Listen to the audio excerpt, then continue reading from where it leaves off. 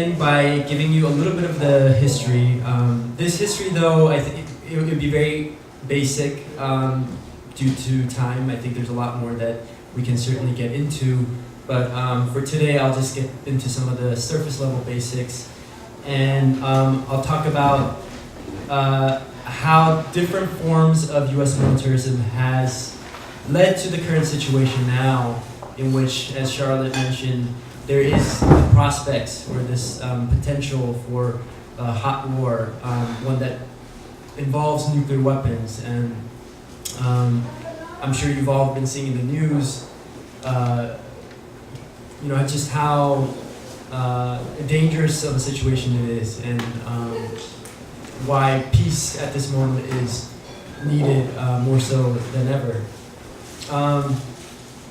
So I'll get into some of the basics of the U.S. intervention in Korea dating back to 1945.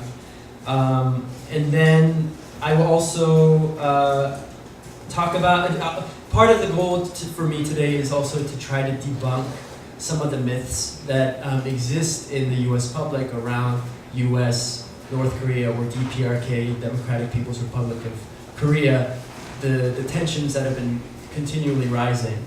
The reason why I wanted to try to debunk some of those myths was to complicate the issue, that it's not as simple as the mainstream media puts it. It's not crazy, evil North Korean regime versus that's threatening to attack and destroy the benevolent, righteous South Korea that's being protected by the U.S.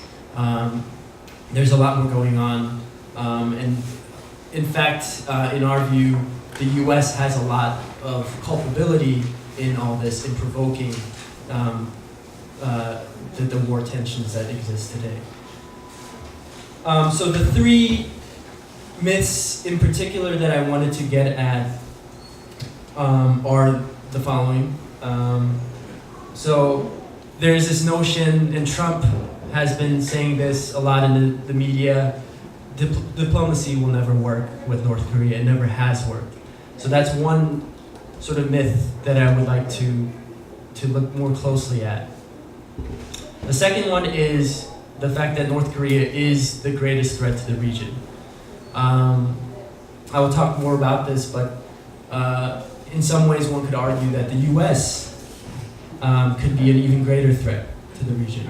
And the third is that the U.S. military is there to protect its allies, whether it's South Korea, Japan, that the U.S. is there to protect the allies of the region from North Korea, China. So just getting to the really brief history, and I know that this is very crude, like a very crude version of the history, so if you, I hope that you can go deeper into it after this presentation. But so dating back to 1945, we all know World War II had ended, but around that time, in August of 1945, the Korean people, they also liberated themselves from the colonization by the Japanese Empire. And that was around the time the U.S. also dropped nuclear bombs on Nagasaki and Hiroshima. But following Japan's surrender, what's often not talked about is the fact that the U.S. arrived in Korea, as did Soviet Union, to divide the country into two pieces of land that they can occupy. The southern portion was occupied by the U.S., and the northern Soviet forces remained for a period of time. In the south, the U.S. established a military government, soon to be followed by decades of military dictatorships that were endorsed by the U.S. government. And one thing that I'll just quickly mention without getting too much into it is that there were efforts by Koreans on both sides since around 1945, in which the people who were invested in the independence movement, the leaders, they were also invested at that point in trying to carry out reunification for themselves that wouldn't rely on foreign forces particularly the U.S. But they weren't able to succeed because the U.S. was playing a huge role in sabotaging a lot of those movements for liberation and reunification. And I don't know if Joyakgol will talk about this history at all, but moments like in 1948, the Jeju massacre, the Jeju uprising that led to a massacre, that a lot of that, there's a lot of evidence that point to the U.S. backing the South Korean police and military in causing all that violence. And just skipping ahead a little bit, 1950, I'm sure you all know the outbreak of the Korean War, June 25th. The fighting lasted around 3 years, and an armistice was agreed upon to put the war on pause, basically. The armistice agreement outlined a plan for the withdrawal of all foreign troops. Specifically, within 3 months, they were supposed to withdraw, and a peace process was to be established. But after 90 days, there was no process for a peace treaty. And although the Soviet and Chinese troops left North Korea eventually, the U.S. forces remained, and still remain to this day. There are, I don't know if the figures are exact right now, there's 28,500 troops, U.S. troops stationed in South Korea. There might be more actually in recent years. And despite this, the vestiges of war still present in the form of U.S. troops and military assets in Korea, Americans still refer to the Korean War as the Forgotten War. Right, so why is that significant? In the minds of folks at Nodutdol, the significance of the fact that it's referred to as the Forgotten War is it erases the history of total devastation and genocide that the U.S. military was in large part culpable for between 1950 and 1953. And because Americans have erased this history, political figures like Trump can easily say that the U.S. will bring total annihilation to North Korea and bring fire and fury like never seen before. But in fact, Koreans, especially North Koreans, have seen that fire and fury before. They've experienced that. It's a part of their memory, and it is part of their daily lives, in fact. And we know that 90% of North Korea was destroyed by the U.S. carpet bombings. Many South Koreans were also affected by those bombings because many times the U.S. indiscriminately bombed people during the war. And as a result, 4 million people died. And to just give you an idea in relation to other wars around that time, there were 635,000 tons of bombs dropped on North Korea, while there were not quite as much, still a lot, 503,000 tons in the Asia Pacific during World War II. So that gives you a perspective about the scale of the war, despite the fact that history remembers it as a forgotten war, or in some cases I've heard people say, it was like a police action, right? Just going into a little bit more of the history that beyond the Korean War, the media often talks about North Korea as the nuclear threat. But what we often don't mention is that historically, the U.S. was a nuclear threat in the region long before North Korea was. After the armistice, the U.S. for decades installed hundreds of nuclear weapons in the South, and the U.S. admitted to it, in fact, in 1991 when they had removed a lot of their nuclear assets. I think there are some that are actually still there, or they have returned. Most recently, the USS Ronald Reagan, which is a nuclear-powered aircraft carrier was deployed over there as a show of force to North Korea, saying, we're ready to fight. But meanwhile, North Korea developed rapidly its economy and military, knowing that the threat of U.S. invasion was always imminent. And they did do nuclear research and development, but for them it was a way of deterrence, and it was a way to defend their sovereignty against the potential nuclear military attacks by the U.S. So now going into the three myths. The first myth being that diplomacy does not work with North Korea. I just want to give you one example of when talks between the U.S. and North Korea had the potential of working out. In 1985, North Korea agreed to join the Nuclear Non-Proliferation Treaty, or the NPT. And the NPT essentially says that the 5 nuclear weapon states, which were the countries that already possessed nuclear weapons, when this treaty was first signed in 1968, so the US, United Kingdom, France, China, and Russia, that they will reduce their nuclear arsenal, and all other countries agree not to develop nuclear weapons. North Korea joined the NPT in 1985, and by joining the NPT, North Korea was required to be under the scrutiny of the International Atomic Energy Agency, or IAEA, and inspections by the IAEA led it to believe at some point that North Korea was developing plutonium nuclear reactors for the purposes of developing nuclear weapons.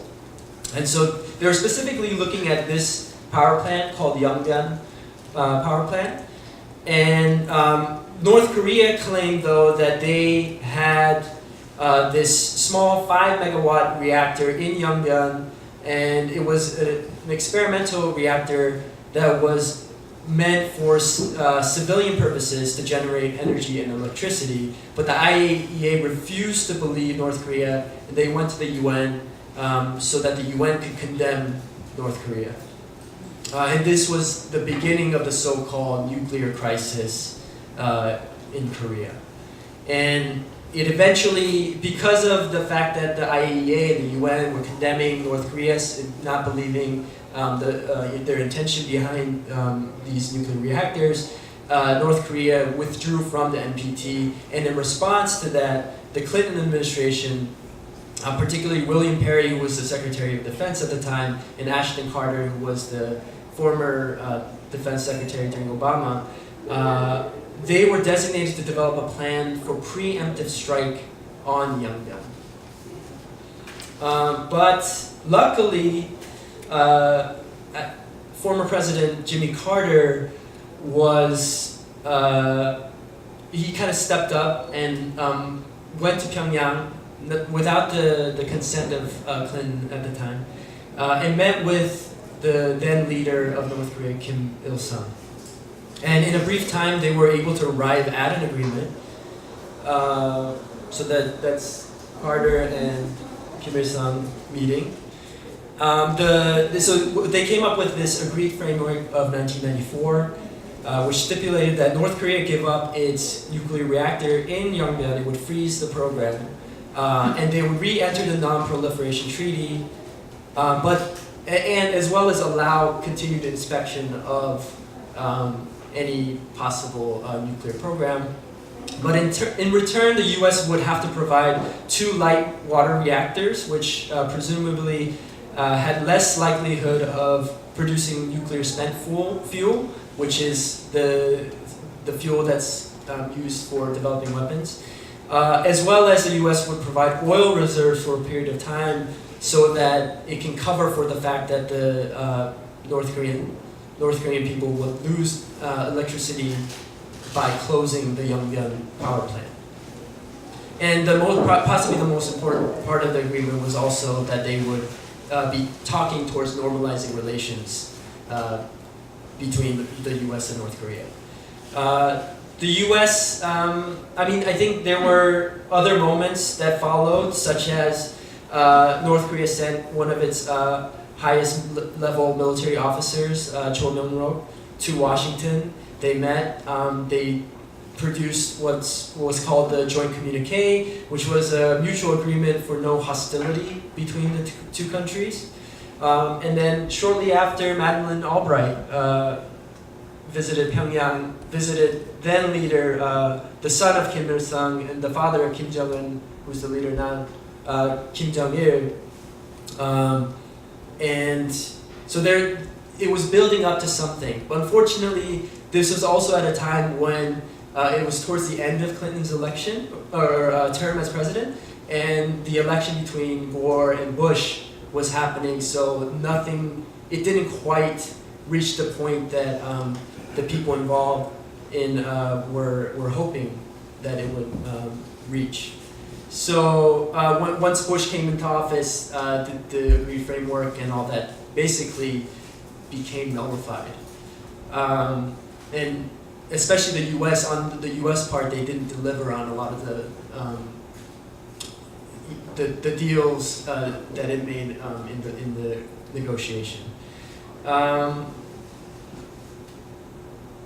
Also, what the U.S. media doesn't talk about is the fact that North Korea and South Korea were, by 2000, in talks with each other about possibilities of reunification. There was a historic summit between the leaders of the two countries, Kim Dae-jung from South Korea, Kim Jong-il from North Korea, and that's the actual document of the statement that was released by the two countries, two states. And part of the significant part of that statement was that both the North and South sides would agree to resolve the question of reunification independently without the aid of the U.S. or any other foreign power, but through the joint efforts of the Korean people. And there were moments from 2000 to about 2000, early 2000s, where the North and South Korean people were actually coming together, talking about real possibilities for reunification.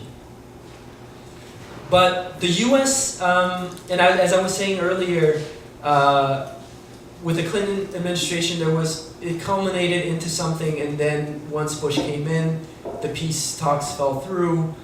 That happened on multiple occasions. Even in the Bush era, there were opportunities for peace talks, but when Obama came in, there wasn't any continuity that would be transferred over to the next administration. And a lot of times, and this is specifically referring to the Obama administration, the U.S. attitude towards North Korea was that we'll kind of keep them at bay and see what will happen. We'll pressure them with sanctions. We'll pressure them to freeze their program. But eventually, internally, North Korea will collapse. Well, all these decades later, North Korea has not collapsed. So this approach clearly is not working. The second myth I wanted to get into has to do with the fact that North Korea is the greatest threat to the Northeast Asian region.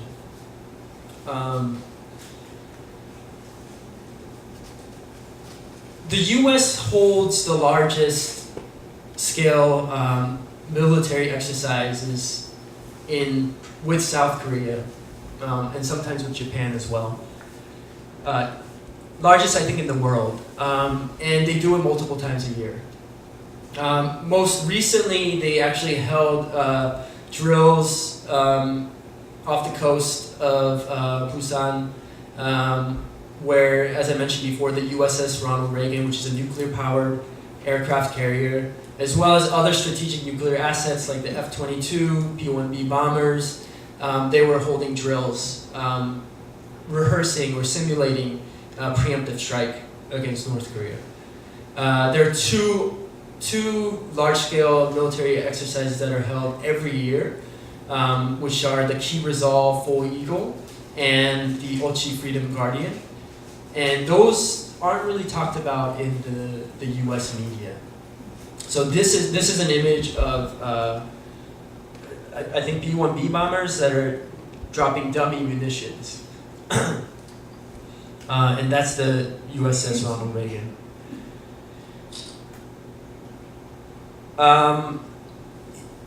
During Obama's administration, the policy towards North Korea was strategic patience. And what that meant was that the U.S. would apply pressure through economic sanctions to isolate and deprive North Korea of nuclear or economic development, and then ratcheting up the pressure on the military side by holding those joint U.S.-South Korea exercises, which really simulated the invasion and what's called the decapitation of North Korea's leaders through surgical nuclear strikes. The third myth I wanted to get into was around this claim that the U.S. is there to protect South Korea and other allies in the region from any attack by North Korea. Currently, there are dozens of U.S. bases, and I think Joyakgol will actually talk more about bases in his presentation, so I'll kind of skim through a little bit. But there are dozens of U.S. bases in South Korea, and they have been responsible in many ways for causing different kinds of violence and destruction for locals in South Korea. One way is how they have displaced so many communities from their homes. And so I wanted to show you just a short video of a community of folks currently living in Gunsan, where there is a U.S. air base. And I'll just play the video for you.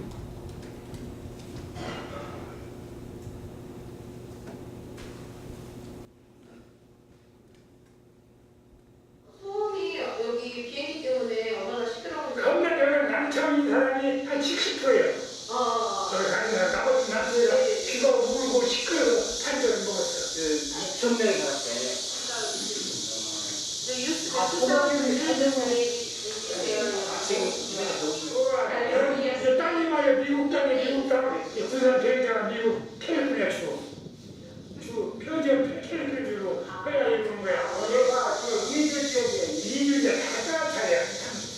그리고 한 년 내에 거의 가까운 차례. 아, 위기도 환경도 얘기를 나오고. 그만큼 나눠서. 오케이. 그래서 지금 제가 남은 사람들은 아직 이제 못 간 사람들, 좀 남은 사람들이 못 간, 거기 들어서 못 간 사람들이고, 첫 번부터 간 사람들은 한 7, 8년 주면 이렇게 돼 있는 사람들이 나가는. 이 사람들은 가셔야 돼서, 고향에서 나가셔야 돼서 슬프지 않냐고 물어보시고. 왜? 왜? 지금 왜? 학교에서 나가는데 왜 그러니까 여기는 지금 이렇게 보이면은 원래 어촌이었고,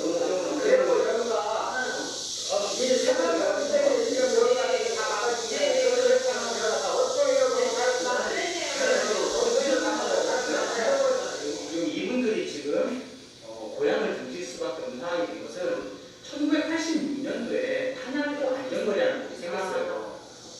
2000년대 초반에, 정확히 모르겠는데 2000년대 초반에 그 공지를 했어요. 탄약고 안전거리라는 법이 있으니까 집을 다 비워야 된다라고. 사실은 사람들이 살고 있으니까 그 법이 있는데도 기지 안에다 탄약고를 만드는 것 자체가 굉장히 잘못된 행동인데 기지 안에서 마찬가지로 이어서 주민들이 해볼 수가 없었고 그런 부분들이 좀 많았어요. 지금 이겨먹고 산 사람이라 국가에 열한 대로 오니까 방송대에서 내 쫓아버리는 게 좋은 거 같은데 쫓아버리고 그리고 뭐라고 이미 한 한국 사람들이 국가에서 대통령이 전부 명들이 가지고 그냥 치워버리는 게 처음에 아파자 우리가 전부 강제 쳐버리는 So that was actually some footage that was captured by a delegation of Veterans for Peace, and they were visiting last year, 2016, in the summer, different U.S. bases and taking a look at how the bases have affected the livelihood of surrounding communities. So clearly, the U.S. military base in this instance physically displaces people, and because it takes over the land of South Korea. Another way that another way the U.S. military bases have caused harm is through environmental damage. So this is an image of South Korean activists demanding that the United States forces Korea, the U.S. forces that are stationed in Korea, take responsibility for the oil spills that have come from the military bases.